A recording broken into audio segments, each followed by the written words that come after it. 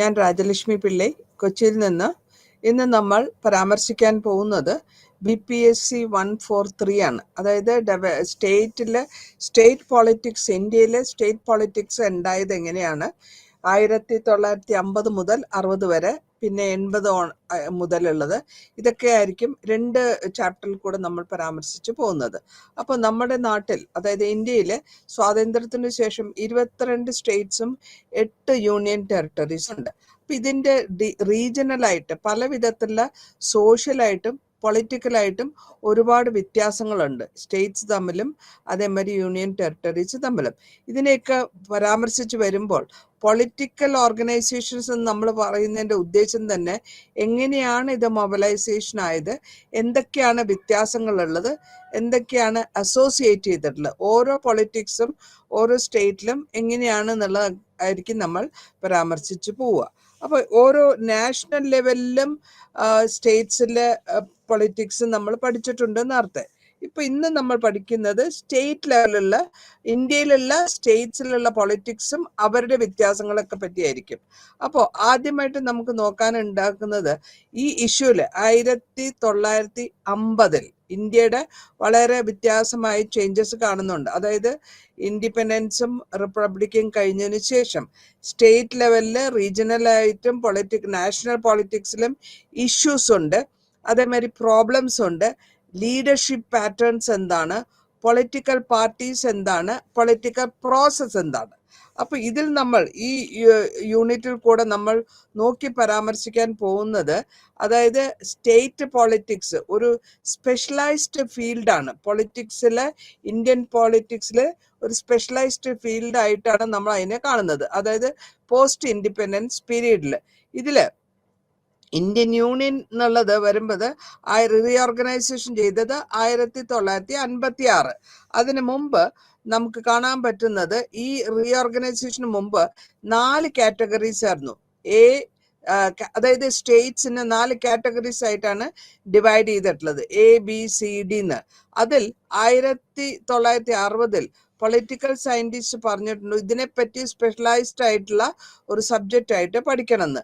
അങ്ങനെ വന്നപ്പോഴാണ് 1950-ലും 60-ലും ഈ പല വിധത്തിലുള്ള സ്റ്റേറ്റ്സിന്റെ എങ്ങനെയുള്ള പ്രൊമോഷൻസ് ആയിരിക്കും വരിക, അതേമാതിരി ഈ പൊളിറ്റിക്സിന് ഇതിനെപ്പറ്റി ഒരു റിസർച്ച് ചെയ്യണം. അങ്ങനെ റിസർച്ച് ചെയ്താൽ മാത്രമേ നമുക്ക് ക്ലിയർ ആയിട്ടുള്ള പിക്ചർ കിട്ടുള്ളൂ.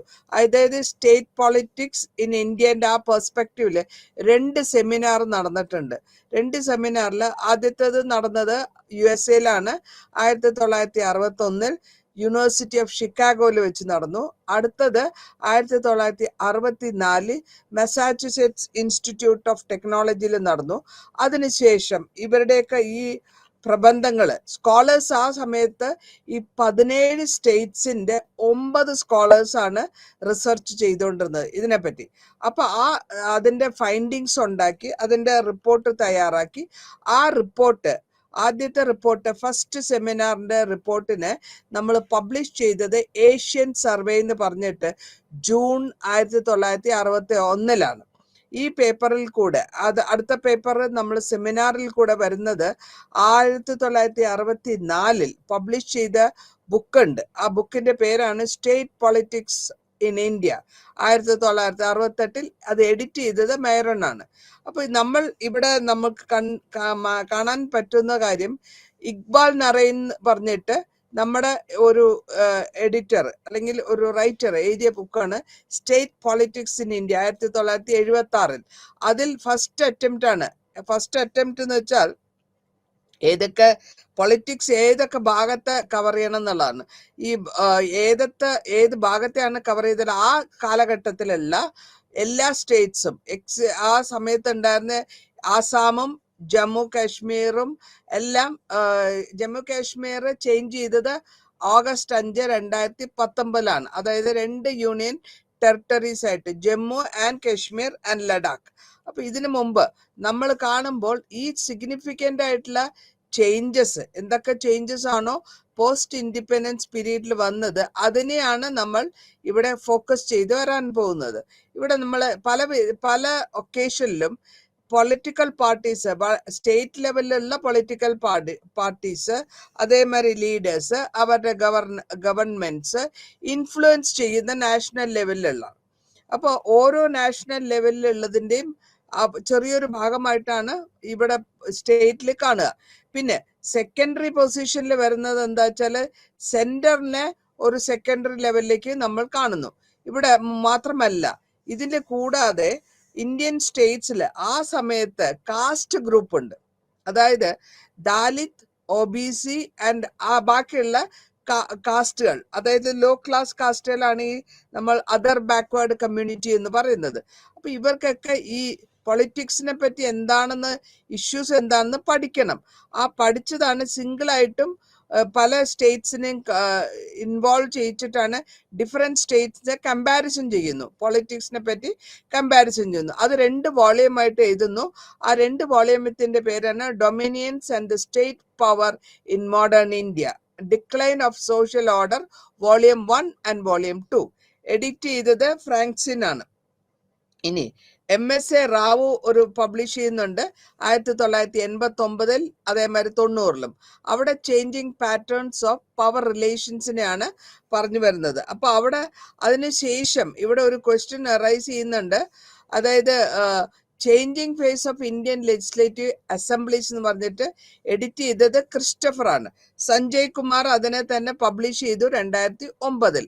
അപ്പോൾ ഇവിടെ നമ്മൾ കാണാൻ പോകുന്നത് പൊളിറ്റിക്സ് 1950-ലും 60-ലും ഇന്ത്യയിൽ നടന്ന പൊളിറ്റിക്സ് ആണ് നമ്മൾ ആദ്യം ഫോക്കസ് ചെയ്യുന്നത്. ഈ രണ്ട് വർഷങ്ങളിൽ, അതായത് ഫസ്റ്റ് 2 ഡെക്കേഡ്സ് എന്ന് പറയാം. ഒരു ഡെക്കേഡ് എന്ന് പറഞ്ഞാൽ 10 വർഷത്തിനെയാണ് നമ്മൾ പറയാം. ഇൻഡിപെൻഡൻസിന് ശേഷം എന്തൊക്കെയാണ് നടന്നത്? ആദ്യമായിട്ട് നമ്മൾ നോക്കുന്നത് നെഹ്റുവിയൻ മോഡൽ ഡെവലപ്മെന്റ് ആണ്. അതായത് സിംഗിൾ പാർട്ടിയാണ് ആ സമയത്ത് ഡെവലപ്പ് ആവുന്നത്. ആ സിംഗിൾ പാർട്ടി എന്ന് പറയുന്നത് കോൺഗ്രസ് പാർട്ടിയാണ്. സ്റ്റേറ്റ് പൊളിറ്റിക്സില്, നാഷണൽ പൊളിറ്റിക്സില് സെൻട്രലായിട്ട് വരുന്ന ഒരു ഡോമിനന്റ് ആയിട്ടുള്ള പാർട്ടി എന്ന് പറയുന്നതാണ് കോൺഗ്രസ് പാർട്ടി. ആ കോൺഗ്രസ് പാർട്ടിയുടെ അടുത്ത ശേഷം ബാക്കിയുള്ള സ്റ്റേറ്റ് ഗവൺമെന്റ് ഇതിൽ കൂടെ നേഷൻ ബിൽഡിംഗ് ഉണ്ടാക്കാൻ വേണ്ടി ലാൻഡ് റീഫോംസിനെ കൊണ്ടുവരുന്നു. അതേമാതിരി കമ്മ്യൂണിറ്റി ഡെവലപ്മെന്റ് പ്രോഗ്രാംസിനെ കൊണ്ടുവരുന്നു. കോൺഗ്രസ് പാർട്ടിയുടെ കീഴിൽ, അല്ലെങ്കിൽ കോൺഗ്രസ് പാർട്ടി സെന്ററിലും ബാക്കി ചെറിയ ചെറിയ സ്റ്റേറ്റ്സുമായിട്ട്. അപ്പൊ ഇവിടെ ഡിഫറെന്റ് ആയിട്ടുള്ള ഒരു ഓപ്ഷൻസ് ഉണ്ട്. ഫാക്ഷൻസ് വന്നത് സെഗ്രഗേറ്റ് ചെയ്യുന്നുണ്ട് ഈ ലീഡേഴ്സ്. ആ സെഗ്രഗേഷൻ വരുമ്പോൾ ഗവർണറെ അപ്പോയിന്റ് ചെയ്യുന്ന, അല്ലെങ്കിൽ ഗവർണർ അപ്പോയിന്റഡ് ബൈ സിമ്പതറ്റിക് ആയിട്ട് ഗവൺമെന്റ്, സെൻട്രൽ ഗവൺമെന്റ് അപ്പോയിന്റ് ചെയ്യുന്നു. അതിൽ ചില എക്സെപ്ഷൻസ് കാണാൻ പറ്റും. കോൺട്രവേഴ്സ്യൽ അല്ല, എന്നാലും ഒരു ഡോമിനന്റ് പാർട്ടി അല്ലെങ്കിൽ പാറ്റേൺ ആണ് അവിടെ കാണുന്നത്. കൂടാതെ ഈ ഡെവലപ്മെന്റ്സിൽ ഡോമിനന്റ് ആയിട്ട് പാറ്റേൺ വരുന്നത് പൊളിറ്റിക്സ് ആണ്. ആ പൊളിറ്റിക്സിൽ വരുമ്പോൾ ഏറ്റവും കൂടുതൽ ഇമ്പോർട്ടൻസ് വരുന്നത് കോൺഗ്രസിനാണ്. പിന്നെയാണ് സെക്കൻഡറി പൊസിഷൻ സ്റ്റേറ്റ് പൊളിറ്റിക്സിന് വരുന്നത്. അപ്പൊ നമ്മളുടെ ഫ്രീഡത്തിന് ശേഷം, അതായത് നാഗ ആൻഡ് മിസോറം ഇൻസർജൻസ്, അവരെ നോർത്ത് ഈസ്റ്റിലെ ഒരു വിപ്ലവങ്ങളൊക്കെ ഉണ്ടാക്കുന്നു. അതിനുശേഷമാണ് ജമ്മു ആൻഡ് കാശ്മീർ അവിടെ എക്സിസ്റ്റ് ചെയ്ത് വരുന്നത് ഓഗസ്റ്റ് 5 വരെ. അപ്പൊ ഇവിടെ റീഓർഗനൈസേഷൻ ഓഫ് ദ സ്റ്റേറ്റ്, അതായത് രാജ്യത്തിന്റെ റീഓർഗനൈസേഷൻ സൗത്ത് ഇന്ത്യയിലും അതേമാതിരി തന്നെ റീഓർഗനൈസേഷനിൽ എടുത്തു പറയാനായിട്ട് വരികയാണെങ്കിൽ നമ്മൾ നോക്കുമ്പോൾ ഇവിടെ ഏതൊക്കെ സ്റ്റേറ്റ് ആണോ, അതായത് ഇവിടെ വരുന്ന മെയിൻ ഇഷ്യൂ വരുന്നത് ലാംഗ്വേജ് ആണ്. അപ്പോൾ സോഷ്യലിസ്റ്റ് ലെഫ്റ്റിസ്റ്റ് ആണ് ബീഹാർ, ഉത്തർപ്രദേശ്, കേരള, വെസ്റ്റ് ബംഗാൾ, ജനസംഘ നോർത്തേൺ സ്റ്റേറ്റ്സിൽ. അതേമാതിരി അക്കാലിദാൾ എന്ന് പറഞ്ഞ ഒരു ഗ്രൂപ്പാണ് പഞ്ചാബില്. അവര് എഗെയിൻസ്റ്റ് ആയിട്ടാണ്, കോൺഗ്രസിന് എഗെയിൻസ്റ്റ് ആയിട്ടാണ് അക്കാലിദാൾ ഗ്രൂപ്പ് വരുന്നത്. പിന്നെ ഡെവലപ്മെന്റ്സ് കൂടുതലായിട്ട് വരുന്ന സ്റ്റേറ്റ് പൊളിറ്റിക്സിലെ നമ്മൾ കാണാൻ പറയും ദാലിത് മൂവ്മെന്റ്. ആ ദാലിത് മൂവ്മെന്റിനെ റെപ്രസെന്റ് ചെയ്യുന്നത്, അല്ലെങ്കിൽ അവരുടെ ഉദാഹരണത്തിന് റിപ്പബ്ലിക്കൻ പാർട്ടി ഓഫ് ഇന്ത്യ മഹാരാഷ്ട്രയിലും ഉത്തർപ്രദേശിലും, അതേമാതിരി ദാലിത് പന്തർ എന്ന് പറയും, അത് മഹാരാഷ്ട്രയില്. ഇവര് കൗ പ്രൊട്ടക്ഷൻ മൂവ്മെന്റിനെ പറ്റി ജനസംഘം, അതേമാതിരി രാഷ്ട്രീയ സേവാ സംഘം RSS ഇങ്ങനെ അഫിലിറ്റീസ് കൊണ്ടുവന്നിട്ടാണ് നോർത്ത് ഇന്ത്യയില് ഈ പാർട്ടികൾ ഡെവലപ്പ് ആവുന്നത്. ഈ പാർട്ടികൾ ഡെവലപ്പ് ആയിട്ട് വരുമ്പോൾ സ്പ്രെഡിങ് ഓഫ് ഇന്ത്യയിലെ ഹിന്ദി ലാംഗ്വേജും അതേമാതിരി തന്നെ ഒപ്പോസിഷൻ ചില സൗത്ത് ഇന്ത്യയിൽ നോക്കുകയാണെങ്കിൽ നമുക്ക് മനസ്സിലാക്കാൻ പറ്റും, സൗത്ത് ഇന്ത്യൻസ് ഹിന്ദി ലാംഗ്വേജിനെ ഒപ്പോസ് ചെയ്യുന്നു തമിഴ്നാട്ടിൽ. അപ്പൊ അവര് ഇവിടെ സെപ്പറേഷൻ ആണ് ചോദിക്കുന്നത്, അല്ലെങ്കിൽ എത്നിക് ആയിട്ടുള്ള ഡിഫറെന്റ് ആയിട്ടുള്ള ലെവലാണ് നമ്മൾക്ക് കാണാൻ പറ്റുക. പിന്നെ ഇത് കൂടാണ്ട് ഇവിടെ ഡോമിനന്റ് പാറ്റേൺ, അതായത് സ്റ്റേറ്റ് പൊളിറ്റിക്സിന്റെ ഒരു പാറ്റേൺ ചേഞ്ച് ചെയ്ത് വരികയാണ് കോൺഗ്രസിൽ. അതായത് ഈ ഫാക്ഷൻ ലീഡേഴ്സ്, കോൺഗ്രസിൽ ഉള്ള ലീഡേഴ്സ് റെസ്പെക്ട് അവരുടെ സോഷ്യൽ ബേസിസിനെ വെച്ചുകൊണ്ട് എല്ലാ മെമ്പറും അവനോന്റെ എന്നുള്ള ലെവലില് കൺസോളിഡേഷൻ ചെയ്യുന്നു. കൺസോളിഡേഷൻ ചെയ്ത് അവരുടെ സ്റ്റേറ്റിൽ അവരുടെ ഒരു പാർട്ടീനെ ഡെവലപ്പ് ചെയ്ത് എടുക്കാണ്. ആ ഡെവലപ്പ് ചെയ്ത് എടുക്കുന്നതിന് ഏറ്റവും ദൃക്സാക്ഷി ഉത്തര അല്ലെങ്കിൽ എക്സാമ്പിൾ ആയിട്ട് നമുക്ക് പറയാൻ പറ്റുന്നത് ചരൺ സിംഗ് ആണ്. ചരൺ സിംഗ് എന്താ ചെയ്ത വെച്ചാല് ഒരു സ്വന്തം ആൾക്കാരെല്ലാം ബാക്ക്വേർഡ് ക്ലാസ് ഗ്രൂപ്പിനെ എല്ലാം കൂടി അല്ലെങ്കിൽ ഇന്റർമീഡിയറ്റ് ഗ്രൂപ്പിനെ എല്ലാം കൂടി ഒരു കോൺഗ്രസിൽ ഇരിക്കുന്ന സമയത്ത് തന്നെ അവിടെ ചെറിയൊരു സ്പ്ലിറ്റ് ഉണ്ടാവും കോൺഗ്രസുമായിട്ട് ചരൺ സിംഗിന് ഉത്തർപ്രദേശില്. അതിനുശേഷം എമർജൻസി എടുക്കുകയാണ്. ഒരു റൂറൽ അല്ലെങ്കിൽ റീജിയണൽ ലെവലില് നോർത്ത് ഇന്ത്യൻ സ്റ്റേറ്റ്സിലെ ഒരു പാറ്റേൺ ആയിട്ട് വരുന്നു. ഈ കോൺഗ്രസ് പല ഇടങ്ങളിലും, അതായത് ലേറ്റർ ഓൺ ഇങ്ങനെ ഒരു സെറ്റപ്പ്, ഒരു വിഭിന്നത വന്നു കഴിഞ്ഞപ്പോൾ അവിടെ എന്താ പറ്റുന്ന വെച്ചാൽ ഈ കോൺഗ്രസിന്, അതായത് ചരൺ സിംഗും കോൺഗ്രസിലായിരുന്നു, പക്ഷെ എന്നാലും ലീഡേഴ്സിനുമായിട്ടുള്ള അഭിപ്രായ വ്യത്യാസം, ആ സ്പ്ലിറ്റ് കാരണം പല സ്ഥലത്തും കോൺഗ്രസ് നോർത്ത് ഇന്ത്യയിൽ പല സ്ഥലത്തും ഡിഫീറ്റ്, അതായത് 1967 ജനറൽ ഇലക്ഷനിൽ അവർ തോറ്റുപോകാനും പിന്നീട് കോയിലേഷൻ ഗവൺമെന്റ് 1969 കോയിലേഷൻ ഗവൺമെന്റ് പറയുമ്പോൾ 2-3 സ്വതന്ത്ര പാർട്ടികൾ അല്ലെങ്കിൽ വേറെ പാർട്ടികൾ ഒരുമിച്ച് ചേർന്നതിനാണ് നമ്മൾ കോയിലേഷൻ പാർട്ടി എന്ന് പറയാം. അങ്ങനെ കോയിലേഷൻ ഗവൺമെന്റ് കോൺഗ്രസിന് ഫുൾ സീറ്റ് കിട്ടാത്തത് കൊണ്ടാണ് കോയിലേഷൻ ഗവൺമെന്റിലേക്ക് പോകുന്നത് 1969. അങ്ങനെയാണ് അവിടെ ആ സെറ്റപ്പ് അവിടെ വരുന്നത്. ഇനി പലതരത്തില് റീജിയണൽ ആയിട്ട്, അതായത് ഓരോ സ്റ്റേറ്റ് അല്ലെങ്കിൽ ഓരോ കൺട്രി അനുസരിച്ചിട്ട് റീജിയണൽ ഫോഴ്സസ് ഇത് നോക്കുമ്പോൾ 1970 വരുന്ന പാറ്റേൺസ് എന്താന്ന് വെച്ചാല് 60-ഉം 70-ലും ജവഹർലാൽ നെഹ്റു മരണശേഷം, ജവഹർലാൽ നെഹ്റുവിന്റെ മരണത്തിന് ശേഷം, മരിച്ചുപോയ ശേഷം കോൺഗ്രസ് ഒന്ന് വല്ലാണ്ട് ഡിക്ലൈൻ ആകാൻ തുടങ്ങി. ആ സമയത്താണ് ഇന്ദിരാഗാന്ധി അതിന്റെ സ്ഥലപ്പത്ത് വരികയും ആ സ്ഥാനം ഏറ്റെടുക്കുകയും പൊളിറ്റിക്സിനെ റിവൈവ് ചെയ്യാൻ വേണ്ടിയിട്ട് എല്ലാവിധ എഫേർട്ടും എടുക്കുന്നു. അതിൽ വരുമ്പോൾ നമുക്ക് കാണാൻ പറ്റും ഈ പണക്കാരായ റൂറൽ പണക്കാരായവരും കുൽക്കാസ് എന്നാണ് അവരെ പറയുന്നത്. അവരുടെ, അതായത് അഗ്രികൾച്ചറൽ റെവല്യൂഷണറി ചേഞ്ചസ് കൂടിയാണ് അവർ മുന്നിലേക്ക് വരുന്നത്. It is called as green revolution. ഈ ഗ്രീൻ റെവല്യൂഷൻ വരുന്ന ഏരിയാസ് മുഴുവനും ജാത്താണ്.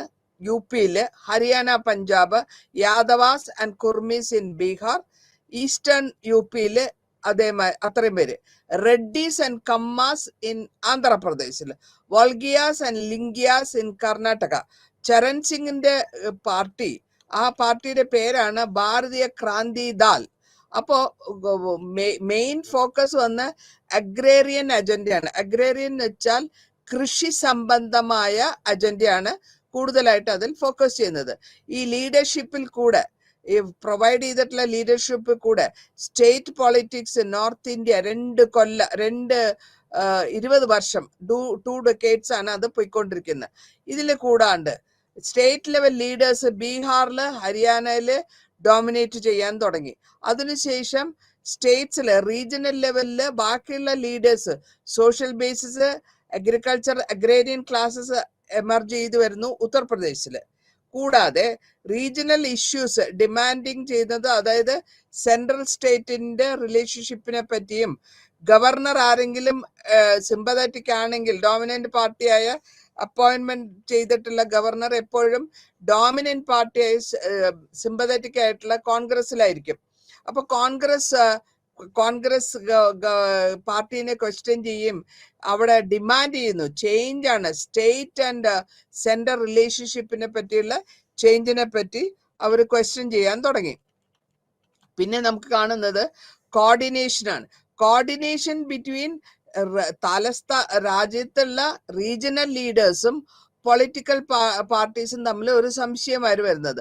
ഈ സംശയത്തിൽ കൂടെ നാഷണൽ ലെവൽ ലീഡേഴ്സ് എന്താ ചെയ്യുന്നത്, റീജിയണൽ ലെവൽ ലീഡേഴ്സ് എന്താ ചെയ്യുന്നത്, പൊളിറ്റിക്കൽ സ്റ്റേറ്റ് പൊളിറ്റിക്സ് എന്താണ്, അതേമാതിരി നാഷണൽ പൊളിറ്റിക്സ് എന്താണ്, റീജിയണൽ പൊളിറ്റിക്കൽ പാർട്ടീസ് ലീഡ് ചെയ്യുന്നു, ഇങ്ങനെ ഒരു കൺഫ്യൂഷൻ ആണ് വരുന്നത്. അപ്പോ റീജിയണലും നാഷണൽ പാർട്ടീസും ഫോം ചെയ്ത് ഒരു ജനതാ പാർട്ടി, അതായത് നാഷണൽ ലെവലില് അതേമാതിരി സ്റ്റേറ്റ് ലെവലില് ഇങ്ങനെ ഒരു ജനതാ പാർട്ടി അവരുണ്ടാക്കി.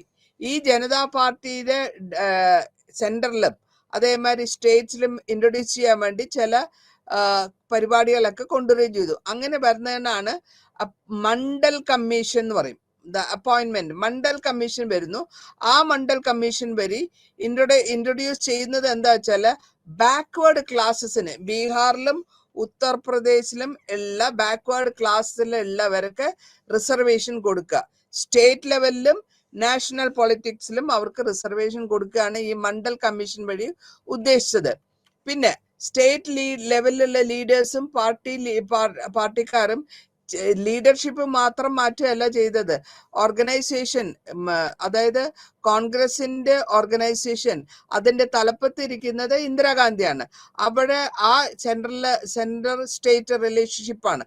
പിന്നെ കോൺക്ലേവ്സ് ഉണ്ടാക്കുന്നുണ്ട്.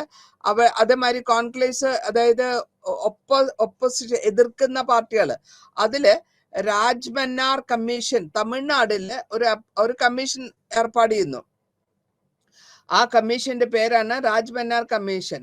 ഇതില് റെസൊല്യൂഷൻ എന്താ വെച്ചാൽ ലെഫ്റ്റ് ഫ്രണ്ട് വെസ്റ്റ് ബംഗാളിലും അപ്പോയിന്റ്മെന്റ് ചെയ്തിട്ടുള്ള സാഗരിക കമ്മീഷൻ 1981 ഒന്ന് റീവാമ്പിങ് ചെയ്യണം, സ്റ്റേറ്റും സെൻട്രൽ റിലേഷൻഷിപ്പിനെ ഒന്ന് റീവാമ്പിങ് ചെയ്യണം എന്നുള്ള ഒരു ആവശ്യമാണ് വരുന്നത്. അപ്പൊ അങ്ങനെ വന്നപ്പോൾ റീജിയണൽ സിഗ്നിഫിക്കൻസിനും റീജിയണൽ ആയിട്ടുള്ള പൊളിറ്റിക്കൽ ഫോഴ്സസിനും അവസാന ഘട്ടം, അതായത് 1960 അവസാന ഘട്ടത്തിലും ഏർലി ആയിട്ടുള്ള 1980 വ്യത്യാസം വരുന്നു.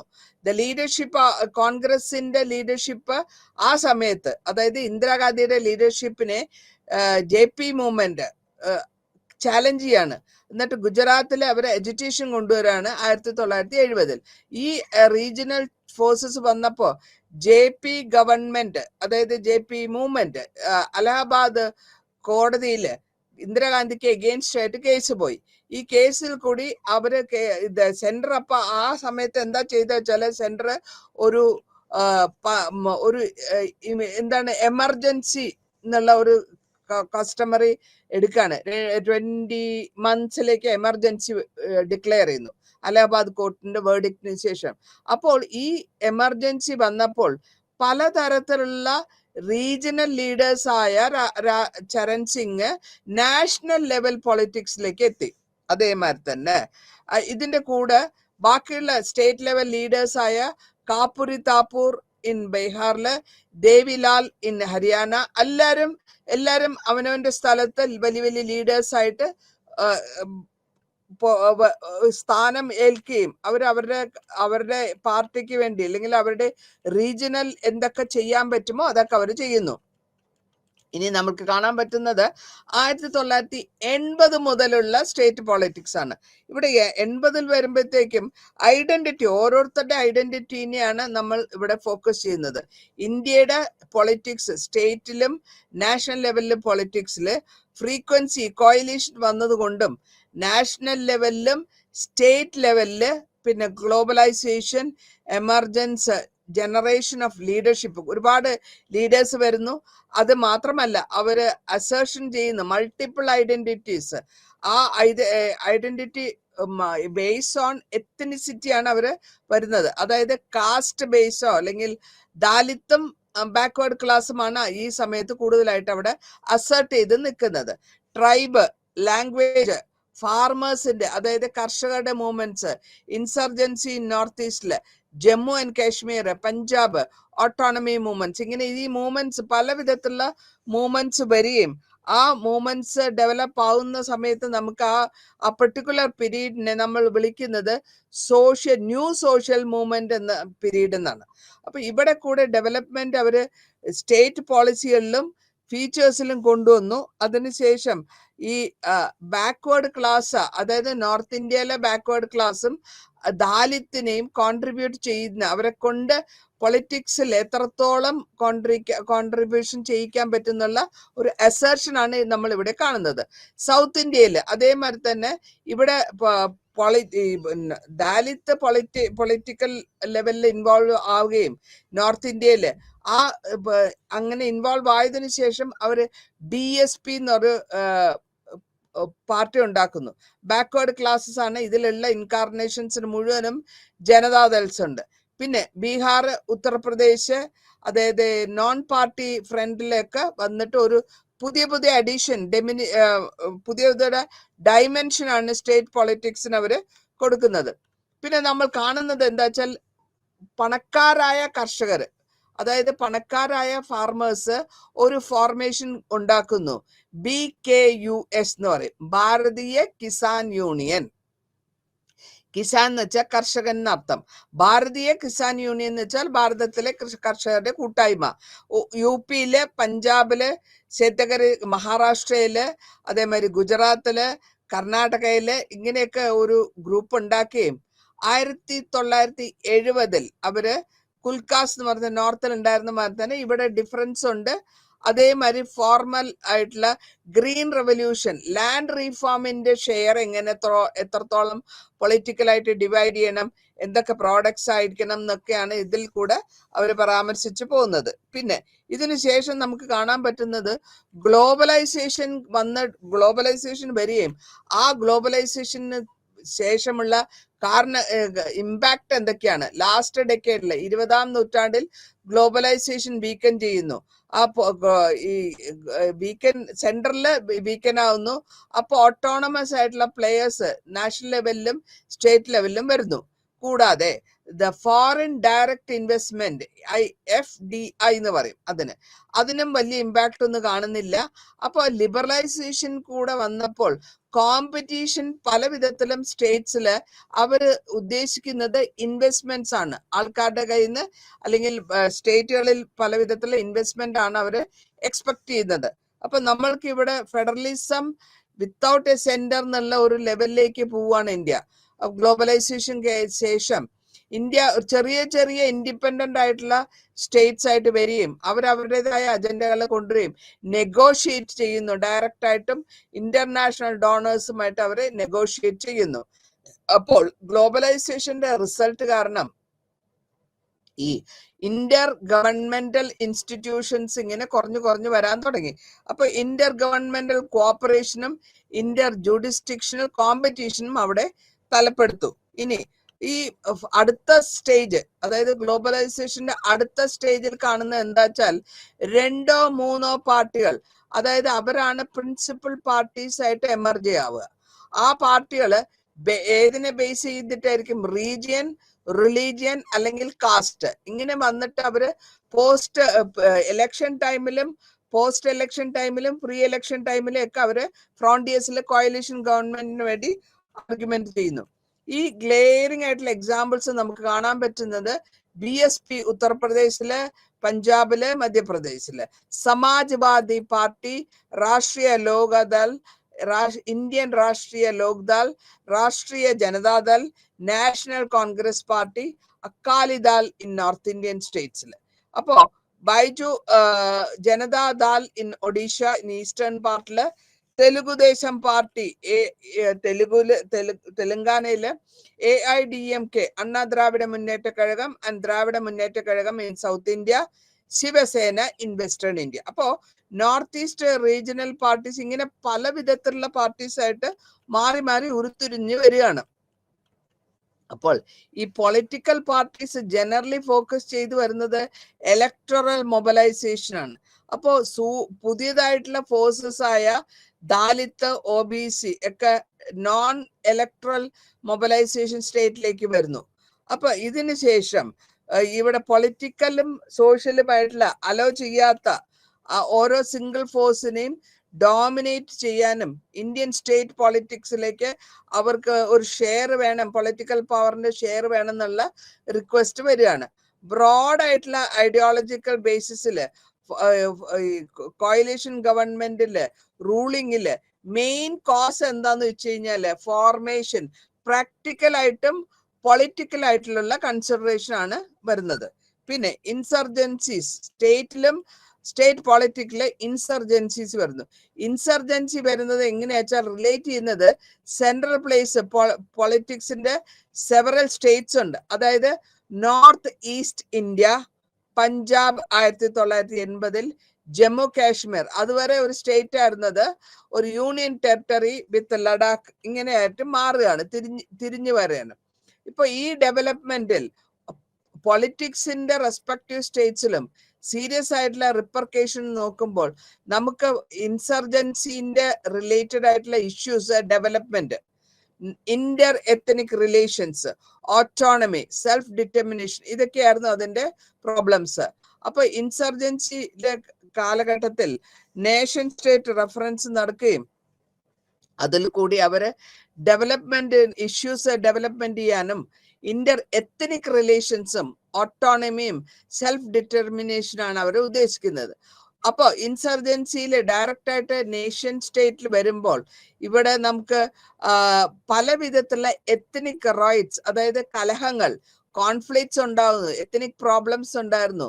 അപ്പൊ ഇന്ത്യയെ സംബന്ധിച്ചിടത്തോളം ഇങ്ങനത്തെ ഇൻസർജൻസി വലിയ പ്രശ്നമുള്ള കാര്യമല്ലെങ്കിൽ കൂടെയും ഇതേമാതിരിയുള്ള അച്ചീവ്മെന്റിൽ കൂടെ ഇൻഡിപെൻഡൻസ് ആയത് നാഗ മിസോറോ ഇൻസർജൻസി നോർത്ത് ഈസ്റ്റില്, അത് പ്ലിബിസ്റ്റിക് ഫ്രണ്ട് അജിറ്റേഷൻ ജമ്മു ആൻഡ് കാശ്മീരില്, അതേമാതിരി സെപ്പറേറ്റ് സ്റ്റേറ്റ്, സോവറിൻ സ്റ്റേറ്റ് വേണം, Tamil speaking population in south India, ഇങ്ങനെ ഓരോരുത്തരും അതായത് പിരിച്ച് വിഭജിച്ച് തനിക്ക് തന്നെ സ്റ്റേറ്റ് വേണം എന്നുള്ള ഒരു ആവശ്യമാണ് അവിടെ ഉദ്ദേശിക്കുന്നത്. അപ്പോ ഈ സ്റ്റേറ്റ് ലീഡേഴ്സും പാർട്ടി ലീഡേഴ്സും 1970-ൽ ചാലഞ്ച് ചെയ്ത ഡോമിനന്റ് ആയിട്ടുള്ള പാർട്ടി സിസ്റ്റം വരെയും അതിൽ കൂടെ ഈ ഇൻസർജൻസി മൂവ്മെന്റ്സ് ക്വസ്റ്റ്യൻ ചെയ്ത് ഹോമോസെനിങ് നേഷൻ ബിൽഡിംഗ് എന്നുള്ളത് approach of the centre approach nation building ആണ്. എല്ലാ ഫെഡറൽ ബിൽഡിങ്ങിനെയും ഒരുമിച്ച് കൊണ്ടുപോകാനാണ് അവർ ശ്രമിക്കുന്നത്. ഈ പ്രോസസ്സില് ഡിമാൻഡ് ഓഫ് ഓട്ടോണമി അല്ലെങ്കിൽ സെൽഫ് ഡിറ്റർമിനേഷൻ, ഇതിനുള്ള എക്സാമ്പിൾ ആയിട്ട് നമുക്ക് പറയാൻ പറ്റുന്നത് നോർത്ത് ഈസ്റ്റ് ഇന്ത്യ ആണ്. അപ്പോ ഈ United Liberation Front of Assam, ULFA movement, അതേമാതിരി ബോഡോസിന്റെയും കർബീസിന്റെ മൂവ്മെന്റ്, ഓരോരുത്തരും ഓൾ ആസാം യൂണിയൻ ഉണ്ടാക്കുന്നു, സ്റ്റുഡൻസ് യൂണിയൻ ഉണ്ടാക്കുന്നു. അപ്പൊ എല്ലാരും സെപ്പറേറ്റ് ആയിട്ടുള്ള ഒരു ഐഡന്റിറ്റിയും ഡിമാൻഡ് ചെയ്യുന്നു, സോവർണിറ്റിയും. ഇന്ത്യൻ നേഷൻ എന്നുള്ളത് മാറിയിട്ട് സ്വന്തമായിട്ടുള്ള ഒരു പൊളിറ്റിക്കൽ ലെവലിലേക്ക് ഇങ്ങനെ മാറ്റി കൊണ്ടുപോകാനാണ് അവരുടെ ശ്രമം. അപ്പോ നമ്മൾ അറിഞ്ഞിടത്തോളം ഈ കോൺഗ്രസ് ആയിരുന്ന ഒരൊറ്റ ഡോമിനന്റ് പാർട്ടി ജനറൽ ആയിട്ട് കൺട്രോൾ ചെയ്തിരുന്നു. അങ്ങനെ കൺട്രോൾ ചെയ്തിരുന്നു, സെന്ററും സ്റ്റേറ്റും കൺട്രോൾ ചെയ്തിരുന്നു. കൂടാതെ ഈ സ്റ്റേറ്റ് പൊളിറ്റിക്സ് ആ സമയത്ത് ഫോം ചെയ്ത് വരുന്നത് ഡിഫീറ്റ് ചെയ്യാനും, കോൺഗ്രസിനെ ഡിഫീറ്റ് ചെയ്യാനും, ജനറൽ ഇലക്ഷൻസിൽ വഴി ഡിഫീറ്റ് ചെയ്യാനും, നോൺ കോൺഗ്രസ് ഗവൺമെന്റ് 1969 ഉണ്ടാക്കാനും ഈ സ്ട്രോങ് ആയ സോഷ്യൽ ഐഡിയാസ് ആണ് അവര് ഉണ്ടാക്കിയെടുക്കുന്നത്. ഈ ലീഡേഴ്സ് റീജിയണൽ ലെവൽ, അതായത് അതാത് സ്ഥലങ്ങളിലുള്ള റീജിയണൽ ലീഡേഴ്സ് ഫാക്ഷണലിസവും അതേമാതിരി കോൺഗ്രസിന്റെ അടുത്ത് നിന്ന് പിരിഞ്ഞു വന്നിട്ട് വേറെ എമർജൻസി വരണം, ഇതൊക്കെ നമ്മൾ നേരത്തെ കണ്ടുപോയി. ഇതൊക്കെയാണ് ഈ ഫസ്റ്റ് ചാപ്റ്ററിൽ നിങ്ങൾ പരാമർശിച്ച് അതിങ്ങനെ കൊണ്ടുവന്ന് അവിടെ വരെ കൊണ്ടുവന്ന് നിർത്തുന്നു. അപ്പൊ സ്റ്റേറ്റിലും റീജിയണൽ പാർട്ടീസിലും പല വിധത്തിലുള്ള ലീഡേഴ്സ് ആണ് വളരെ ഇമ്പോർട്ടന്റ് ആയിട്ടുള്ള റോൾസ് നാഷണൽ പൊളിറ്റിക്സിൽ അവര് കൊണ്ടുവരാണ്. ആ മെമ്പേഴ്സ് കോയിലേഷൻ ഗവൺമെന്റ് ആയാലും കുഴപ്പമില്ല, പൊളിറ്റിക്കൽ സ്പേസിലായാലും കൊള്ളില്ല, പൊളിറ്റിക്കൽ ഇൻസ്റ്റിറ്റ്യൂഷനിലും കൊണ്ടുവരുന്നു 1990-ൽ. അപ്പൊ നമ്മളുടെ സ്റ്റേറ്റ് പൊളിറ്റിക്സിന്റെ പാർട്ടിസിപ്പേഷൻ നാഷണൽ പൊളിറ്റിക്കൽ പാർട്ടിയില് അല്ലെങ്കിൽ നാഷണൽ പൊളിറ്റിക്സില് ഒരു പുതിയൊരു ഭാഗമായിട്ട് അത് തുടർന്ന് വരികയാണ് നമ്മളുടെ സെൻട്രൽ ലെവലിലുള്ള ഗവൺമെന്റ്. ഇനി നമ്മൾ പരാമർശിക്കാൻ പോകുന്നത് സെക്കൻഡ് ചാപ്റ്റർ ആയ അതിൽ കൂടെ എങ്ങനെയാണ് ഫ്രെയിം വർക്ക് എന്താ വരുന്നത്, അതായത് ഫ്രെയിം വർക്ക് ഫോർ അനാലിസിസ്. ഇത് എങ്ങനെ കണ്ടുപിടിക്കും, അനലൈസ് എങ്ങനെ ചെയ്ത് കണ്ടുപിടിക്കാൻ പറ്റുന്നതാണ് രണ്ടാമത്തെ ചാപ്റ്റർ. നമ്മളിപ്പോൾ രണ്ടാമത്തെ ചാപ്റ്ററിലേക്ക് പോവാണ്. അവിടെ ഒരു ബ്രോഡായിട്ടുള്ള ഏരിയ ആണ് പൊളിറ്റിക്സ് എന്ന് പറയുന്നത്. അവിടെ ഈ ബ്രോഡായ ഏരിയയില് പല വിധത്തിലുള്ള ഇൻസ്റ്റിറ്റ്യൂഷൻസ് ഉണ്ട്, പല വിധത്തിലുള്ള ഓർഗനൈസേഷൻസ് ഉണ്ട്, പല വിധത്തിലുള്ള പ്രോസസ് ഉണ്ട്, ഇഷ്യൂസ് ഉണ്ട്. പൊളിറ്റിക്സിനെ സംബന്ധിച്ച് പല വിധത്തിലുള്ള ഇഷ്യൂസ് ഉണ്ട്. ഇവിടെ വാസ്റ്റ് ആയിട്ട് നമ്മൾ നോക്കുമ്പോൾ പൊളിറ്റിക്സിന്റെ ഉദ്ദേശം, സ്കോപ്പ് എന്താണ് ഡിഫൈൻ ചെയ്ത് നോക്കാൻ, എക്സ്പ്ലെയിൻ ചെയ്യാനേ പറ്റില്ല. പൊളിറ്റിക്സ് എന്ന് പറയുന്നത് ഇങ്ങനെ ചേഞ്ചിങ്, ഫാസ്റ്റ് ആയിട്ട് ഒരു ചേഞ്ചിങ് പ്രോസസ്സിൽ കൂടെ കടന്നു പോയിക്കൊണ്ടിരിക്കുന്ന സിറ്റുവേഷൻ ആണ്. അപ്പോ അങ്ങനെ വരുമ്പോൾ നമുക്ക് പൊളിറ്റിക്സിനെ പറ്റി ക്ലിയർ ആയിട്ട് അണ്ടർസ്റ്റാൻഡ് ചെയ്യാൻ പറ്റില്ല, അല്ലെങ്കിൽ ഡിഫിക്കൽട്ട് ആണ്. അപ്പൊ അങ്ങനെ ഇരിക്കുമ്പോഴാണ് നമ്മൾ ഇതിനെ സോൾവ് ചെയ്യാനായിട്ട് എങ്ങനെയാണ് ഇതിനെപ്പറ്റി പഠിക്കുക, സ്റ്റഡി പൊളിറ്റിക്സ് എങ്ങനെ, ഇതിന് എന്ത് ടൂൾസ് വേണം, അല്ലെങ്കിൽ ഏത് വിധത്തിലായിരിക്കണം ഇതിന് പ്രയോറിറ്റി കൊടുക്കേണ്ടത് എന്നൊക്കെ, ഇങ്ങനത്തെ കാര്യങ്ങളൊക്കെ വരുമ്പോഴേ ആ വരുന്നതിന് ഒരു സിറ്റുവേഷനെയാണ് നമ്മൾ ഫ്രെയിം വർക്ക് എന്ന് പറയാം. ഈ ഫ്രെയിം വർക്കിൽ കൂടെ ഏത് റിയാലിറ്റിയിൽ കൂടെ എന്ത് ഫ്രെയിം വർക്കാണ് ഗ്രൂപ്പ് ചെയ്തെടുക്കാൻ പോകുന്നത്, ഈ അപ്ലൈ ചെയ്തിട്ടുള്ള സ്റ്റേറ്റ് പൊളിറ്റിക്സോ അല്ലെങ്കിൽ ഫ്രെയിം വർക്കോ ഏത് അനലൈസ് ചെയ്യണം, ആ ഫ്രെയിം വർക്കിൽ കൂടെ അനലൈസ് ചെയ്തിട്ടാണ് പൊളിറ്റിക്സിനെ, സ്റ്റേറ്റ് പൊളിറ്റിക്സിനെ നമ്മൾ കാണാൻ പോകുന്നത്. അപ്പോൾ നമ്മൾ ഡിഫറെന്റ് ആയിട്ടുള്ള ഫ്രെയിം വർക്ക്സ് ആണ് നമ്മൾ അഡോപ്റ്റ് ചെയ്യുന്നത്. സ്റ്റേറ്റ് പൊളിറ്റിക്സ് ഇന്ത്യയിൽ പറ്റി അതിനെപ്പറ്റി പരാമർശിക്കുമ്പോൾ പലതരത്തിലുള്ള ഫ്രെയിം വർക്കാണ് നമ്മൾ എടുത്തു പോകുന്നത്. ആ ഫ്രെയിം വർക്കിൽ കൂടെ ആദ്യമായിട്ട് നമുക്ക് പറയാൻ ഉള്ളത് ഒരു ന്യൂ ഇഷ്യൂസ് ആണ്. New issue, new process, political forces 60 കൊല്ലത്തിന് ശേഷം. അപ്പൊ ഇവിടെ ഡിസ്റ്റിങ്ക്റ്റ് ആയിട്ട് ഒരു ഐഡന്റിറ്റി സ്റ്റേറ്റ് പൊളിറ്റിക്സിലേക്ക് കൊണ്ടുവരാൻ ശ്രമിക്കുന്നു. ഇത് മാത്രമല്ല, ഈ സ്കോളേഴ്സ് ഇതിനെപ്പറ്റി പഠിക്കണം. പഠിച്ച പൊളിറ്റിക്കൽ സയന്റിസ്റ്റ് പല വിധത്തിലുള്ള ഫ്രെയിം വർക്ക് ഉണ്ടാക്കുകയും അതിൽ കൂടെ അണ്ടർസ്റ്റാൻഡ് ചെയ്ത് പൊളിറ്റിക്കൽ സ്റ്റേറ്റ് പൊളിറ്റിക്സ് ഇന്ത്യയിൽ എന്താണ്, ഏത് വിധത്തിലാണെന്നുള്ളത് കണ്ടുവരണമെങ്കിൽ എക്സ്ക്ലൂസീവ് ആയിട്ട് സ്റ്റേറ്റ് പൊളിറ്റിക്സ് നമ്മൾ പഠിക്കണം. ആ സ്റ്റേറ്റ് പൊളിറ്റിക്സിനെ പറ്റി പറയുമ്പോൾ പല വിധത്തിലുള്ള ഓപ്പറേഷൻ ഉണ്ട്. നാഷണൽ ലെവലിൽ ഓപ്പറേഷൻ ഉണ്ട്, സ്റ്റേറ്റ് ലെവലിൽ ഓപ്പറേഷൻ ഉണ്ട്, ലോക്കൽ ലെവലിൽ ഓപ്പറേഷൻ ഉണ്ട്.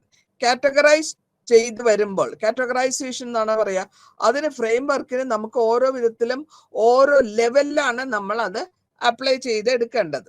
ഇനി സിസ്റ്റമാറ്റിക് ആയിട്ട് ഫ്രെയിം വർക്ക് ഉണ്ട്. അതാണ് സിസ്റ്റമാറ്റിക് ആയിട്ട്. എന്താണ് സിസ്റ്റമാറ്റിക് ആയിട്ട് ഫ്രെയിം വർക്ക് നമ്മൾ ഉദ്ദേശിക്കുന്നത്? 2 ഫ്രെയിം വർക്ക്സ് ഉണ്ട്. അതായത് ഒരു സ്റ്റേറ്റ് പൊളിറ്റിക്സിനെ അനലൈസ് ചെയ്യുമ്പോൾ അതിന് കോമൺ ആയിട്ട് വരുന്ന കാര്യങ്ങളാണ് ആദ്യം നോക്കേണ്ടത്. അപ്പോൾ അങ്ങനെ വരുമ്പോൾ ആദ്യമായിട്ട് നമ്മൾ ഫ്രെയിം വർക്ക് എടുക്കുന്നത് മാർക്സിയൻ സിസ്റ്റമാണ്. മാർക്സിയൻ സിസ്റ്റത്തിൽ കൂടെ എന്താണ് വരുന്നത്? സിസ്റ്റമാറ്റിക് ഫ്രെയിം വർക്ക് എന്ന് പറഞ്ഞു കഴിഞ്ഞാൽ തന്നെ വളരെ സ്ട്രക്ചറലായോ ഫങ്ഷണലായോ, മോഡേണൈസേഷൻ ആണോ ഡെവലപ്മെന്റ് ആണോ ഈ ഫ്രെയിം വർക്കിൽ വരിക.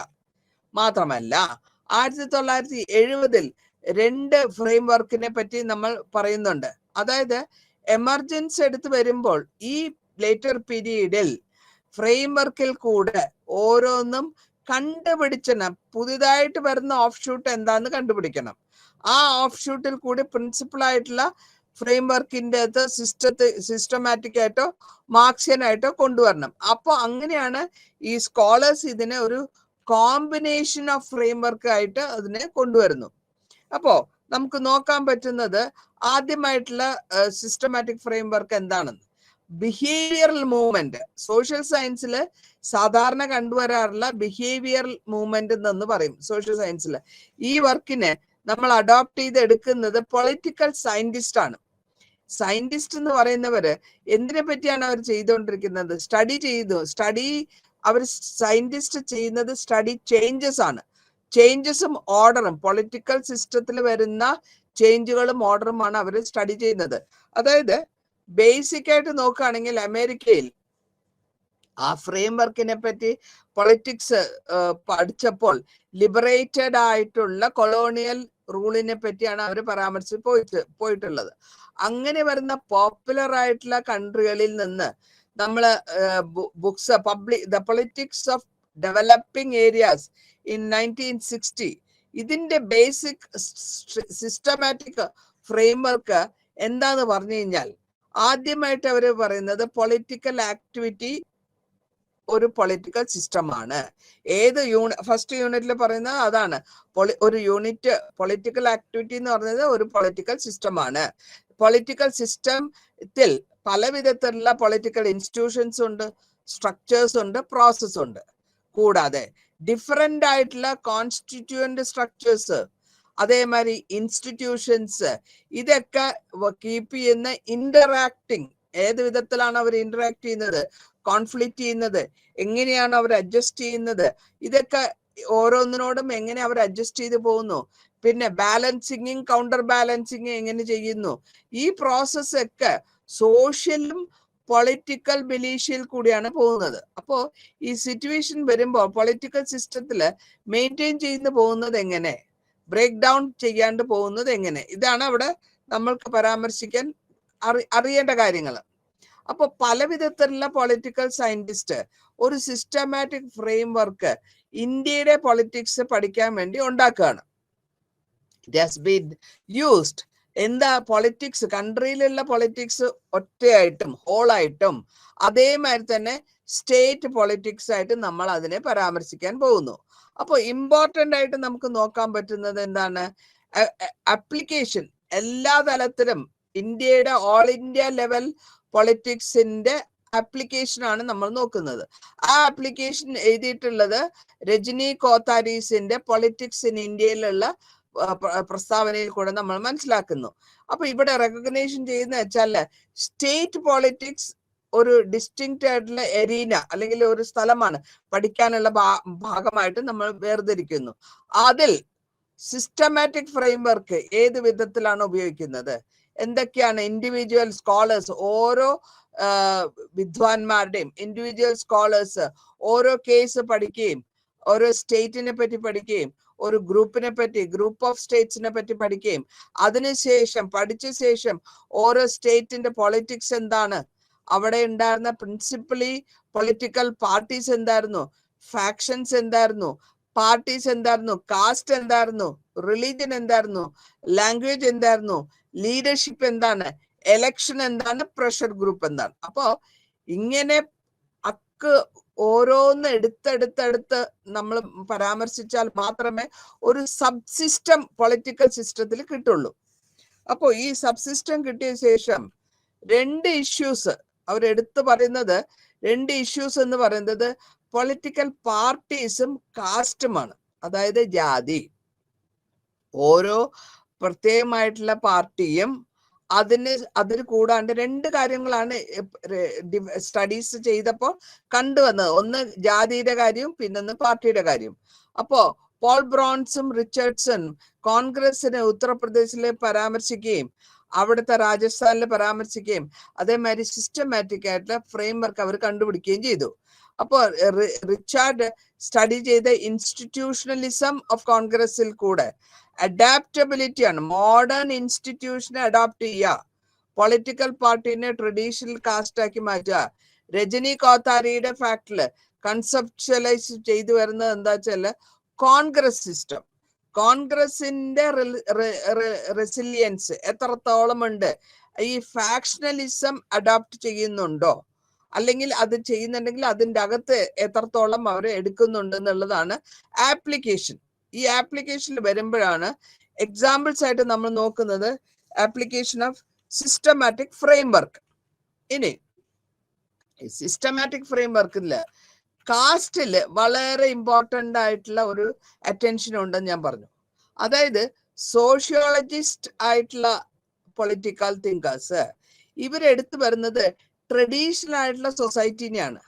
ഈ സൊസൈറ്റിയിൽ കൂടെ മൂവ് ചെയ്ത് മുന്നിലേക്ക് ഇന്ററാക്ഷൻ ചെയ്ത് അതായത് മോഡേണിറ്റിക്കും പഴയ ട്രഡീഷനിലും മോഡേണിറ്റിക്കും തമ്മിലുള്ള ഒരു ഇന്ററാക്ഷൻ ആണ് അവിടെ നടക്കുന്നത്. അപ്പോൾ ഈ മോഡേണിറ്റി എന്ന് നമ്മൾ ഉദ്ദേശിക്കുന്നത് എന്താണ്, ഐഡന്റിഫൈ ചെയ്യുന്നത് പൊളിറ്റിക്കലായിട്ടുള്ള ഇൻസ്റ്റിറ്റ്യൂഷൻസ്, അത് മാത്രമല്ല പ്രോസസ് എങ്ങനെയാണ് എന്നുള്ളത്. ഇവിടെ എലക്ട് ചെയ്യുന്ന ഗവൺമെന്റ്, നേഷൻ സ്റ്റേറ്റ് എങ്ങനെ ഉണ്ടാവുന്നു, ലീഡർഷിപ്പ് എങ്ങനെ ഉണ്ടാകുന്നു, മോഡേൺ ലീഡർഷിപ്പ് എന്താണ്, അല്ലെങ്കിൽ അത് എലൈറ്റ് ആണോ, പിന്നെ യൂണിവേഴ്സൽ അഡൽട്ട് ഫ്രാഞ്ചൈസ് നമ്മൾ അറിഞ്ഞിട്ടുള്ള കാര്യമാണ്. എല്ലാവർക്കും 18 വയസ്സാക അവകാശം, വോട്ടവകാശത്തിനെയാണ് യൂണിവേഴ്സൽ അഡൽട്ട് ഫ്രാഞ്ചൈസ് എന്ന് പറയുന്നത്. അപ്പോൾ അതനുസരിച്ച് വരുമ്പോൾ എലക്ഷൻസ് വരും, എലക്ഷൻസ് വരുമ്പോൾ ഡിഫറെന്റ് പാർട്ടീസ് വരും, പാർട്ടീസ് വരുമ്പോൾ ഇതിനുള്ള ഒരു കൊളോണിയലായിട്ട്, അല്ലെങ്കിൽ നമുക്ക് ഇതൊക്കെ ഡീകോളനൈസ് ചെയ്തിട്ടുള്ള കൺട്രിയാണിത്. അപ്പോൾ അങ്ങനെ അത് നോക്കി നോക്കിയാണ് നമ്മൾ എടുക്കുന്നത്. ഇനി ട്രഡീഷനെ നമ്മൾ എങ്ങനെയാണ് ഐഡന്റിഫൈ ചെയ്യുന്നത്? അസ്ക്രിപ്റ്റീവ് ആയിട്ട്, അല്ലെങ്കിൽ പ്രീമോർഷ്യൽ ആട്രിബ്യൂട്ട്സ്, അതായത് കാസ്റ്റ്, റിലീജിയൻ, ട്രൈബ്, ഇതിനെയാണ് നമ്മൾ അതിനെ ഐഡന്റിഫൈ ചെയ്യാൻ ഉപയോഗിക്കുന്ന ടൂൾസ്. ഇവിടെ സ്റ്റഡിങ് സമയത്ത് ഇന്ററാക്ഷൻ, അതായത് മോഡേണിറ്റിയെ പറ്റിയും ഇലക്ഷനെ പറ്റിയും പൊളിറ്റിക്കൽ പാർട്ടീസിനെ പറ്റിയും ട്രഡീഷനെ പറ്റിയൊക്കെ രജനി കോത്താരി ആർഗ്യൂ ചെയ്യുന്നുണ്ടെങ്കിൽ അതിൽ തന്നെ ഈ കാസ്റ്റ് പൊളിറ്റിക്സ് എന്നുള്ളത് 2 വേയിലാണ് അവർ പ്രോസസ് ചെയ്തിട്ടുള്ളത്. ഈ പ്രോസസ്സിൽ കാസ്റ്റും പൊളിറ്റിക്സും രണ്ടും പരസ്പരം മാറും, 2 അങ്ങോട്ടും ഇങ്ങോട്ടും മാറും. അപ്പോൾ ഈ പ്രോസസ്സിന്റെ കാലഘട്ടത്തിൽ ഒരു കാസ്റ്റും പ്രത്യേകമായിട്ട് ഒരു ഇമ്പോർട്ടൻസ് ട്രഡീഷണൽ ആയിട്ടോ റിച്വലിസ്റ്റിക് ആയിട്ടോ എടുക്കുന്നില്ല. നോ പ്രോസസ്, ഈ പ്രോസസ്സിൽ caste no longer plays the traditional or ritualistic role. അപ്പോ പിന്നെ അവിടെ എന്താ വരുന്നത്? It got സെക്യുലറൈസ്ഡ്. സെക്യുലറൈസ്ഡ് എന്ന് പറഞ്ഞപ്പോഴത്തേക്കും എല്ലാ മതത്തിനെയും, നമ്മൾ സെക്യുലറിസം എന്നുള്ളത് പഠിച്ചിട്ടുണ്ട്, എല്ലാ മതത്തിനെയും എല്ലാ ജാതിയെയും റെസ്പെക്ട് ചെയ്യുക, അതാണ് സെക്യുലറിസം. അപ്പൊ അങ്ങനെ വരുമ്പോൾ ഇവിടെ സെക്യുലറിസ്റ്റ് ലെവലിലേക്ക് അത് കൊണ്ടുവരുന്നു. പിന്നീട് അടുത്ത സ്റ്റഡി എന്ന് പറയുന്നത് പൊളിറ്റിക്സിന്റെ ഡിഫറെന്റ് സ്റ്റേറ്റ്സിലെ ബ്രോഡ് ആയിട്ടുള്ള സിസ്റ്റമാറ്റിക് ഫ്രെയിംവർക്കിൽ കൂടെയാണ് പോകുന്നത്. അവിടെ വരുമ്പോൾ സ്റ്റേറ്റ് പൊളിറ്റിക്സ് ഇന്ത്യയില് ഒരു സ്കോളേഴ്സിന്റെ ഫോക്കസ് വരുന്നത് social economic environment of political process ആണ്. അതായത് സാമൂഹ്യമായിട്ടും സാമ്പത്തികമായിട്ടും എൻവയറമെന്റ്, പൊളിറ്റിക്കൽ പ്രോസസ്സിന്റെ എൻവയറമെന്റിൽ എന്ത് വരുന്നു. അപ്പൊ ഇവിടെ ഡിസ്ക്രിപ്ഷനിൽ വരുമ്പോൾ, ഡിസ്ക്രൈബ് ചെയ്ത് വരുമ്പോൾ പൊളിറ്റിക്കൽ പ്രോസസ്സ് എടുത്തു വരുന്നു. അതിന്റെ കൂടെ തന്നെ ആ ഗവൺമെന്റ്, സ്റ്റേറ്റ് ഗവൺമെന്റിന്റെ പെർഫോമൻസ് എത്രത്തോളം വരുന്നു. അപ്പൊ ഇവിടെ നമ്മൾക്ക് വേരിയബിൾസ് ഉണ്ട്. എങ്ങനെയാണ് സ്റ്റഡി ചെയ്യുക? സോഷ്യൽ ആൻഡ് ഇക്കണോമിക് എൻവയറമെന്റിനെ സോഷ്യൽ കോൺഫിഗറേഷനിലേക്ക് കൊണ്ടുവരുമ്പോൾ, അതായത് കാസ്റ്റ്, റിലീജിയൻ, ലാംഗ്വേജ് എക്സെട്രയാണ് ഒരുമിച്ച് കോൺഫിഗറേഷനിൽ കൊണ്ടുവരിക. ഇക്കണോമിക് സ്ട്രക്ചർ എന്തായിരിക്കും? റൂറൽ ആണോ അല്ല അർബൻ ആണോ, അതാ രണ്ടും കൂടെ ഡിവൈഡ് ചെയ്തതാണോ? ദ ഡിസ്ക്രിപ്ഷൻ, പൊളിറ്റിക്കൽ പ്രോസസ്സിന്റെ ഡീലിങ്, പൊളിറ്റിക്കൽ പാർട്ടീസ് എംഫസൈസ് ചെയ്ത് ഫാഷണലിസം എന്താണ് എന്നൊക്കെയാണ് നമ്മൾ അന്വേഷിക്കുന്നത്. ഇൻട്രസ്റ്റ് ഗ്രൂപ്പ്സ്, ലീഡർഷിപ്പ് പാറ്റേൺ, അതേമാതിരി കോൺഫ്ലിക്റ്റ്, പബ്ലിക് പോളിസിനെ പറ്റിയുള്ള കോൺഫ്ലിക്റ്റ്, പെർഫോമൻസ്, ഗവൺമെന്റിന്റെയും അസസ്മെന്റിന്റെയും ഡിസ്ട്രിബ്യൂഷനിൽ എത്രത്തോളം സർവീസും ഗുഡ്സും വരുന്നു. ഈ സ്കോളേഴ്സ് ഒക്കെ വരുമ്പോൾ വേരിയിങ് ഡിഗ്രീസിൽ വരുന്നുണ്ട്. കോമൺ ഫ്രെയിംവർക്കിൽ അനാലിസ് ചെയ്ത് വരുമ്പോൾ സിസ്റ്റമാറ്റിക് ഫ്രെയിംവർക്ക് വരുന്നുണ്ടോ? പിന്നെ അടുത്തതായിട്ട് നമുക്ക് നോക്കാം, ഇത് ഡിഫറെന്റ് സ്റ്റേറ്റില്, പല സ്റ്റേറ്റിലും പബ്ലിഷ് ചെയ്തിട്ടുള്ളത് ഇക്ബാൽ നറൈന്റെ എഡിഷനാണ്. അതിലെന്താ പറഞ്ഞിട്ടില്ല വെച്ചാല്, സ്റ്റേറ്റ് പൊളിറ്റിക്സ് ഇന്ത്യയില് ഒരു സിസ്റ്റമാറ്റിക് ഫ്രെയിംവർക്ക് കൊണ്ടുവന്നു. അതിൽ കൂടെ അവര് പ്രോമിനന്റ് ആയിട്ട് പ്ലേസ് കൊണ്ടുവന്നത് സ്റ്റേറ്റ് പൊളിറ്റിക്സ് ആണ്. ഇവിടെ ഈ പൊളിറ്റിക്സിൽ, അല്ലെങ്കിൽ ഈ കണ്ടസ്റ്റിൽ, ഈ കാലഘട്ടത്തിൽ നമുക്ക് ഉദ്ദേശിക്കുന്നത് ഹിസ്റ്ററി, പൊളിറ്റിക്കൽ സ്റ്റേറ്റസ് ഓഫ് സ്റ്റേറ്റ്സിന്റെ ഏത് ലെവലിലാണ്, പിന്നെ rules of states in national മൂവ്മെന്റ്സിൽ എന്തൊക്കെ ഉണ്ടായിരുന്നു, അതായത് ഓരോ സ്റ്റേറ്റും നാഷണൽ മൂവ്മെന്റ്സിൽ എന്ത് റോളായിരുന്നു, എന്ത് കാസ്റ്റ്, അതേമാതിരി കാസ്റ്റ്, റിലീജിയനും കോമ്പസിഷൻ എന്തായിരുന്നു, ലെവൽസ്, എക്കണോമിക് ഡെവലപ്മെന്റ് ലെവൽ എന്തായിരുന്നു, എഡ്യൂക്കേറ്റഡ് ആയിട്ടുള്ള മിഡിൽ ക്ലാസ് എന്തായിരുന്നു. അപ്പൊ ഈ ഡിഫറൻസസ് ലെവൽസിൽ ഡിറ്റർമിൻസ് എന്താ ഉദ്ദേശിക്കുന്നത്, റിഫ്ലക്ട് ചെയ്യുന്നത് ആ സ്റ്റേറ്റിലത്തെ പൊളിറ്റിക്സിനെയാണ് അത് റിഫ്ലക്ട് ചെയ്യുന്നത്. അപ്പോൾ ഇവിടെ ഡിഫറൻസസ്, അങ്ങനെ ഡിഫറൻസസ് ഉണ്ടെങ്കിൽ ജനറൽ ആയിട്ടുള്ള ഫ്രെയിം വർക്കിൽ കൂടെ നമ്മൾക്ക് ഇതിനെ അനലൈസ് ചെയ്ത് സിസ്റ്റമാറ്റിക് അനാലിസിസ് ചെയ്യാൻ പറ്റുമോ? ഇവിടെ സിസ്റ്റമാറ്റിക് അനാലിസിസിൽ വരുമ്പോൾ വേരിയസ് ഭാഗങ്ങൾ വരുന്നുണ്ട്. അതായത് നമ്മൾ നോക്കുന്നത് മാർക്സിസ്റ്റ് സ്കോളേഴ്സിനെയാണ്. മാർക്സിസ്റ്റ് സ്കോളേഴ്സിന്റെ ലെവലിൽ എടുക്കുമ്പോൾ ആർഗ്യ ചെയ്യുമ്പോൾ ഫ്രെയിം വർക്കിൽ കൂടെ നോക്കുന്നത് പൊളിറ്റിക്സിൽ അണ്ടർമൈൻ ചെയ്യുന്നത് ഹിസ്റ്ററി ഇൻ പൊളിറ്റിക്കൽ പ്രോസസ്സിൽ എന്താണ്, ഇവിടെ സബോർഡിനേറ്റ്സിലും സ്റ്റേറ്റ് ലെവലിലും പൊളിറ്റിക്കൽ സിസ്റ്റം എന്താണ്, കൺട്രി വിത്തിൻ ദ കൺട്രിക്കകത്ത് ഇൻഫ്ലുവൻസിൽ കൂടെ ഫോഴ്സസ്, അതായത് പുറത്തുനിന്ന് വന്നിട്ടുള്ളവരുടെ ഇമ്പീരിയലിസം അടിച്ചമർത്തൽ എത്രത്തോളം, അത് കൂടാണ്ട് സിസ്റ്റമാറ്റിക് ഫ്രെയിം വർക്കിൽ കൂടെ എത്രത്തോളം ചേഞ്ചസ് വന്നു, എത്രത്തോളം അത് സ്റ്റേറ്റസ് ആന്റി ചേഞ്ച് എത്രത്തോളം വന്നു. ഇനി അടുത്ത് നമുക്ക് നോക്കാൻ പറ്റുന്നത് മാർക്സിസ്റ്റിയൻ ഫ്രെയിം വർക്ക് എന്തായിരുന്നു. മാർക്സിസ്റ്റിന്റെ ഫ്രെയിം വർക്കിൽ കൂടെ നോക്കുമ്പോൾ ക്ലാസിന്റെ റിലേഷൻഷിപ്പ് അല്ലെങ്കിൽ സോഷ്യൽ റിലേഷൻഷിപ്പ്, ആ അവര് മാർക്സിസ്റ്റിന്റെ പ്രൊഡക്ഷനും ഫോഴ്സസ് ഓഫ് പ്രൊഡക്ഷൻ എന്ത് വെച്ചാണ് പ്രൊഡക്ഷൻ ചെയ്യുന്നത്, റിലേഷനും പ്രൊഡക്ഷനും റിലേഷനും ഫോഴ്സസ് എന്താണ് ഉപയോഗിച്ചിരുന്നത്. ഇതിൽ കൂടെ ഈ റിഫ്ലക്ഷനിൽ കൂടെ നമ്മൾ ക്ലാസ് റിലേഷൻ മനസ്സിലാക്കുന്നു. ക്ലാസ് റിലേഷൻ എന്ന് പറയുമ്പോൾ പൊളിറ്റിക്സിൽ നമ്മൾ ഡിറ്റർമിൻ ചെയ്യുന്ന ഇക്കണോമിക് റിലേഷൻ ആണ്. ഏത് സൊസൈറ്റിയിൽ ആ പൊളിറ്റിക്കൽ ഇൻസ്റ്റിറ്റ്യൂഷൻസിൽ സ്റ്റേറ്റ് റെപ്രസെന്റേറ്റീവ്സിന്റെയും ക്ലാസിന്റെയും ആണ് നോക്കുന്നത്.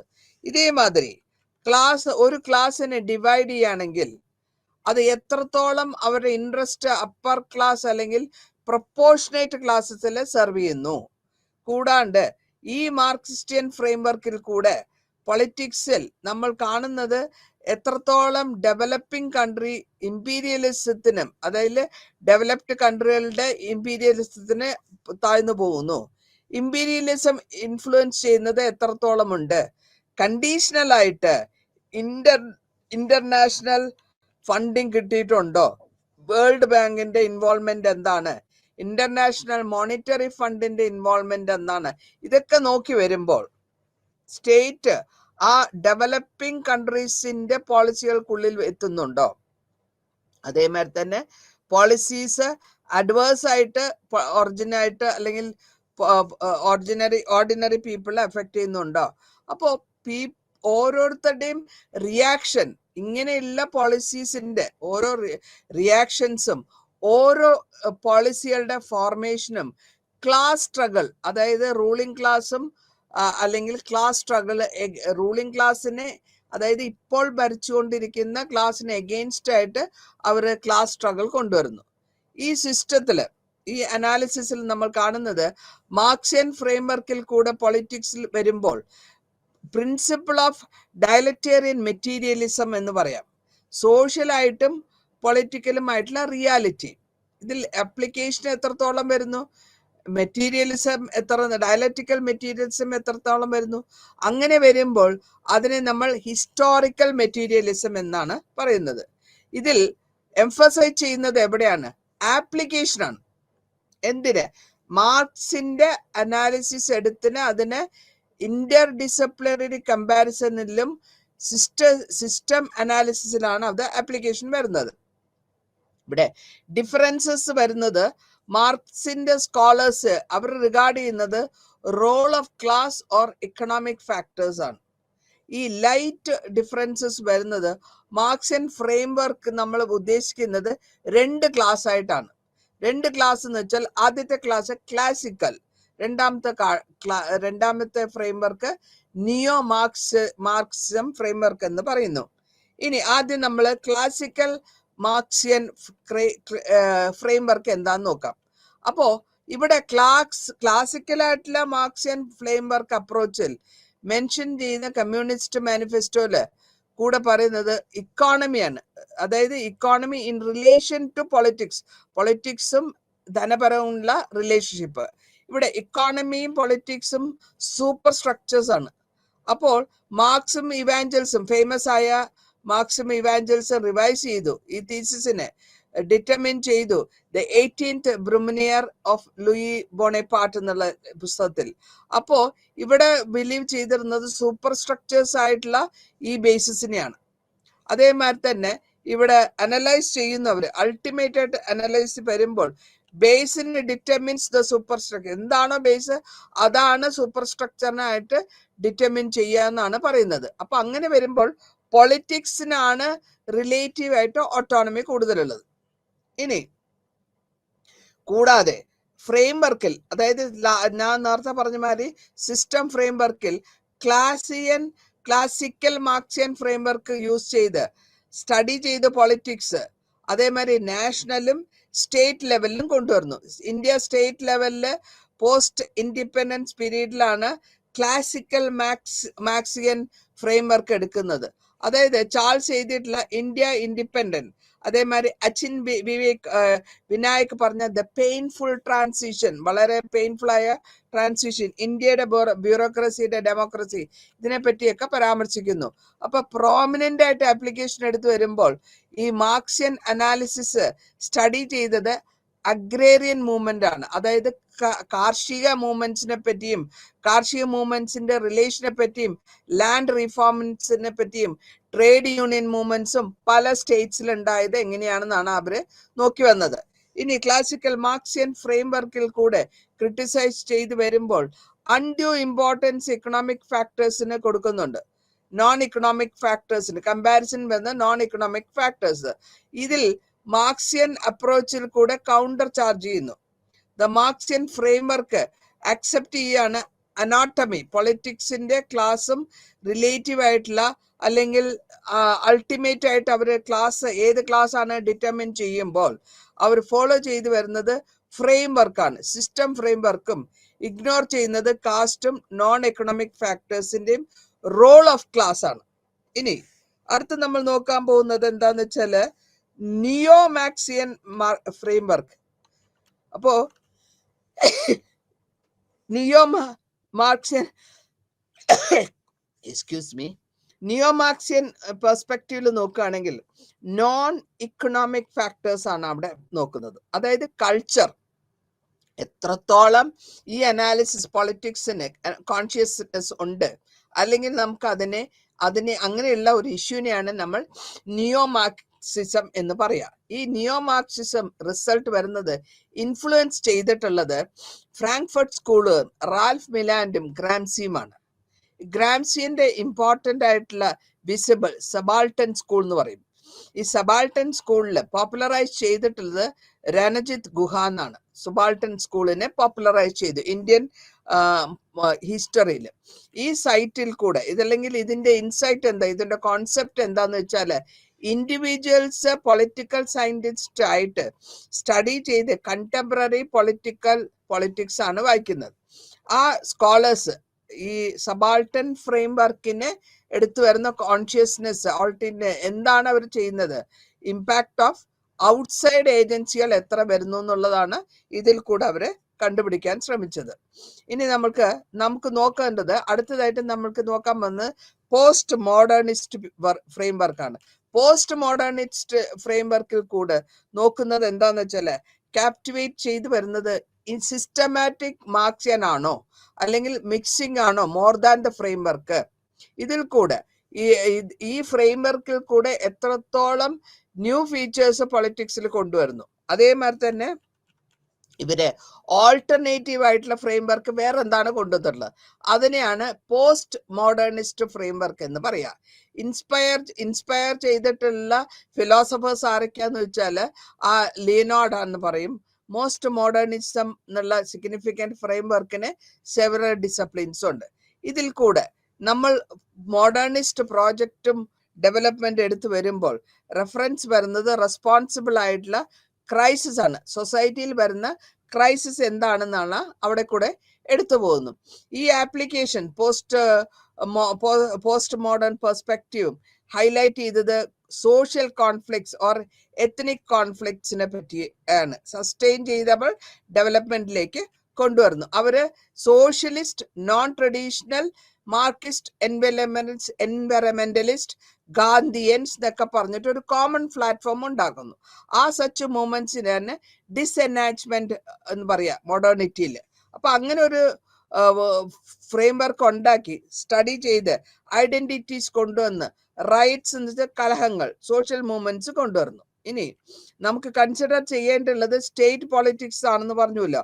ഇതിൽ കൂടെ ഈ പൊളിറ്റിക്കൽ സിസ്റ്റത്തിൽ കൂടെ മേഗാ യൂണിറ്റ് ആയ അനാലിസിസ് ചെയ്തു വരുമ്പോൾ നേഷൻ സ്റ്റേറ്റ് അല്ലെങ്കിൽ പൊളിറ്റിക്കൽ സിസ്റ്റം അല്ലെങ്കിൽ പൊളിറ്റിക്കൽ പാർട്ടി, കാസ്റ്റ് സിസ്റ്റം, ഇതിനൊക്കെയാണ് മോഡേണൈസേഷൻ പ്രോജക്റ്റ് എന്ന് പറയുന്നത്. ഇവിടെ പ്രാക്ടീസ് ചെയ്തു വന്ന ഈ മോഡേണൈസേഷൻ പ്രോജക്റ്റ് കൂടെ പൊളിറ്റിക്കൽ യൂണിറ്റിയും അക്കാഡമിക് സ്റ്റഡീസും എല്ലാം എടുത്തു വന്നു. ഇതിൽ നിന്ന് പുറത്തേക്ക് ബ്രേക്ക് അവേ വരുമ്പോൾ, ഫ്രെയിംവർക്ക് അനലൈസ് ചെയ്തു വരുമ്പോൾ സ്കോളേഴ്സ് എംഫസൈസ് ചെയ്യുന്നത് മേഗാ യൂണിറ്റ്സ് ആണ്. അതായത് അവരുടെ സ്വന്തമായിട്ടുള്ള ഓട്ടോണമിക് ഉള്ള അക്നോളജ്മെന്റ്, അതിനാണ് അവർ ഫോക്കസ് ചെയ്യുന്നത്. അപ്പോൾ ഈ അക്നോളജ്മെന്റിനെ ഡിസ്കോസ് ആയിട്ട് ഡിസ്കൺസ്ട്രക്ഷണലിസ്റ്റ് അനാലിസിസ് എന്ന് പറയുന്നു.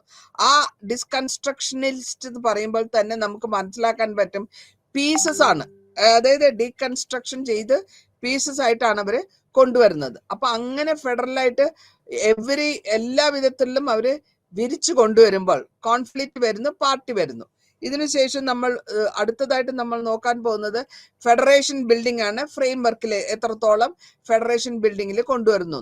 ഈ സെഗ്മെന്റ്സ്, എല്ലാ മൂവ്മെന്റ്സും, ഓട്ടോണമി മൂവ്മെന്റ്സ്, ഇൻസർജൻസീസ്, സെക്ഷനിസ്റ്റ് മൂവ്മെന്റ്സ്, കോൺഫ്ലിക്ട്സ്, ഇതെല്ലാം കൊണ്ടുവന്ന് ഒരു നോർത്ത് ഈസ്റ്റ് ഇന്ത്യയില്, അതായത് ജമ്മു കാശ്മീരില്, പഞ്ചാബില് എല്ലാം സെൽഫ് ഡിറ്റർമിനേഷൻ മൂവ്മെന്റ്സ് ആണ് ഉണ്ടായി വരുന്നത്. അപ്പൊ അങ്ങനെ വന്നപ്പോൾ സഞ്ജീവ് ബർദയുടെ ഇന്ത്യ അഗെയിൻസ്റ്റ് ഇറ്റ് സെൽഫ് എന്നുള്ള ആ പെർസ്പെക്റ്റീവ് വരുന്നു. ഈ പെർസ്പെക്റ്റീവ് കൂടെ എന്താ പഠിക്കാൻ ഉദ്ദേശിക്കുന്നത്? ഫെഡറലിസം, സെൽഫ് ഡിറ്റർമിനേഷനും അതേമാതിരി തന്നെ എല്ലാ മൂവ്മെന്റ്സും നേഷൻ സ്റ്റേറ്റിലുള്ള ഇഗ്നോർ ചെയ്തിട്ട് വ്യൂവിൽ കൊണ്ടുവരുന്നത് സെഗ്മെന്റ്സ് ആയിട്ട് ഒരു നേഷൻ സ്റ്റേറ്റ് ആയിട്ട് കൊണ്ടുവരിക. അപ്പൊ അങ്ങനെ ഒരു നേഷൻ സ്റ്റേറ്റ് ആയിട്ട് കൊണ്ടുവരുമ്പോൾ actually it is a construction side track എടുത്ത് അവിടെ ഇന്ത്യൻ ട്രഡീഷനും മോഡേണും ന്യൂ സോഷ്യൽ ഫോഴ്സസും എബിലിറ്റി ഓഫ് സിസ്റ്റം സാറ്റിസ്ഫൈ ചെയ്ത് കൊണ്ടുവരുന്നതാണ്. അപ്പൊ അങ്ങനെ അവർ പറയുന്നുണ്ട്, ഇതിനെ ഈ സിസ്റ്റത്തിലേക്ക് കൊണ്ടുവന്നപ്പോഴത്തേക്ക് ഒരു സ്റ്റെപ്പ് മദർലി അല്ലെങ്കിൽ അറഗന്റ് ആയിട്ടുള്ള ഒരു ആറ്റിറ്റ്യൂഡ് വരുന്നു, നേഷൻ സ്റ്റേറ്റിലേക്ക് പെർസ്പെക്റ്റീവിൽ വരുന്നു എന്നൊക്കെ പറഞ്ഞ് അതിനെ നമ്മൾ സബ് നാഷണലിസം അല്ലെങ്കിൽ പാൻ ഇന്ത്യനിസം എന്ന് പറയുന്നു. ഇനി നമ്മൾ അവസാനമായിട്ട് നമ്മൾ സോഷ്യൽ ക്യാപിറ്റൽ ഫ്രെയിംവർക്കിലേക്ക് പോവാണ്. അപ്പോൾ സോഷ്യൽ ആയിട്ടുള്ള ക്യാപിറ്റൽ ഫ്രെയിംവർക്കിൽ വരുമ്പോൾ ന്യൂ ആയിട്ടുള്ള സോഷ്യൽ മൂവ്മെന്റ്സും സിവിൽ സൊസൈറ്റീസും അതേമാതിരി സോഷ്യൽ ക്യാപിറ്റലും ഫ്രാഗ്മെന്റഡ് ആയിട്ടുള്ള ചെറിയ സൊസൈറ്റീസിനെയൊക്കെയാണ് പരാമർശിക്കുന്നത്. ഇവിടെ ആർഗ്യൂ ചെയ്യുന്നത് എത്നിക് റൂട്ട്സിനെ പറ്റിയും അതേമാതിരി എംഫിറിക്കൽ പെയർസ് ഓഫ് സിറ്റീസിനെ പറ്റിയും ക്യാപിറ്റൽ ഫ്രെയിംവർക്കിൽ കൂടെ അവര് ഇന്റഗ്രേറ്റിംഗ് സോഷ്യൽ ക്യാപിറ്റൽ എഡിറ്ററിൽ കൂടെ പരാമർശിച്ചു പോകുന്നു. ഇതിൽ ഈ സ്കോളേഴ്സ് സ്റ്റഡി ചെയ്യുന്നത് possibility, social capital relationship, democracy, ഇന്ത്യയിലുള്ള ഡെമോക്രസിക്കും സെഗ്മെന്റ് ആൻഡ് സൊസൈറ്റിക്കും എങ്ങനെ വരുന്നു എന്നുള്ളതാണ്. ഇനി ഫ്രെയിംവർക്ക് സ്റ്റഡി എലക്ഷൻസ് എത്രത്തോളം കാര്യമായിട്ട് നടത്താൻ പറ്റും, ആ എലക്ഷൻസിനെ പറ്റിയുള്ള പരാമർശങ്ങൾ നമ്മൾ സർവേ റിസർച്ച് എടുക്കുന്നു. സർവേ റിസർച്ച് എടുത്തിട്ടാണ് ഇലക്ഷൻസ് കണ്ടുപിടിക്കുക. ഇലക്ഷനാണ് ഏറ്റവും എക്സ്പെൻസീവ് ആയിട്ടുള്ള ഒരു കാര്യം.